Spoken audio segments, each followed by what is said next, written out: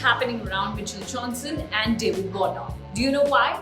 Well, I'll tell you everything in this video, but before that, we must rewind a little and refresh our memory with the 2018 ball tampering Sandpaper gate that banished Warner, Steve Smith and Cameron Bancroft for a year. Do you remember that scandal? So, now this whole story about Mitchell Johnson and David Warner goes back to that date and everything in between.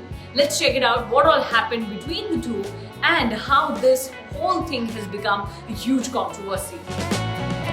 Recently, Australia selected David Warner for the Pakistan series, which will be his farewell series. Now on this, Johnson said, "It's been 5 years and David Warner has still never really owned the ball tampering scandal.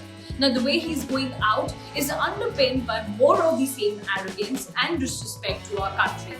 He further added and said that as we prepare for David Warner's farewell series, can somebody explain why? This was exactly what Johnson wrote in Sydney Morning Herald. He further questioned Australian cricket as to why they are preparing for Warner's hero send-off, as the opener wasn't involved in Australian cricket's one of the biggest scandals. Now here the biggest point is that how did it become so personal? Why did Mitchell Johnson write all of this in the Sydney Morning Herald? This has something to do with Candice, that is David Warner's wife's comments, Warner's personal text message and Johnson's relation with Warner that all happened in this year. So this whole conflict started earlier this year and Johnson claimed that it got personal when Warner texted him earlier this year after he had responded to Warner's wife Candice's comments. So this is not only about Warner and Johnson but also involves Warner's wife's comments as well. Let's have a quick look at the war of comments between Johnson and Candice first.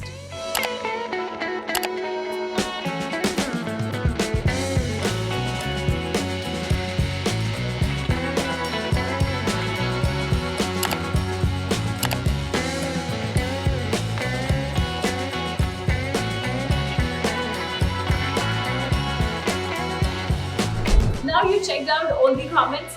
Now, after this exchange of comments, Warner texted Johnson, which latter found out to be really bad and personal.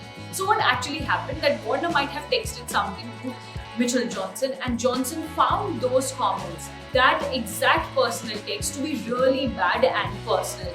And that's why he decided to write that column in Sydney Morning Herald where he talked about Warner's involvement in the Pakistan series, the upcoming test series, and then the send-off that he will be getting after that series. So that's how the whole case is. But there's also something. Whether Johnson is regretful about his comments or not, that's something that we should really know about. Obviously, this has turned into a big conflict and turned into a controversy. But the biggest question is whether Johnson has any regret about it or not. Well, Johnson said that he doesn't regret anything that he mentioned in that column except one line. The line where he mentioned Bunnings would sell out of Sandpaper if fans were asked to bring something to wave for Warner's farewell. He feels that this was probably distasteful and something that shouldn't have been said. So Johnson felt that apart from this line, whatever he mentioned in the column wasn't a wrong and he stands by those lines. Now what do you think? Do you think Johnson did right thing? Do you think that this conflict shouldn't have been brought to a global level? Well, you let us know your thoughts and we will obviously look out for your comments on CricketNext.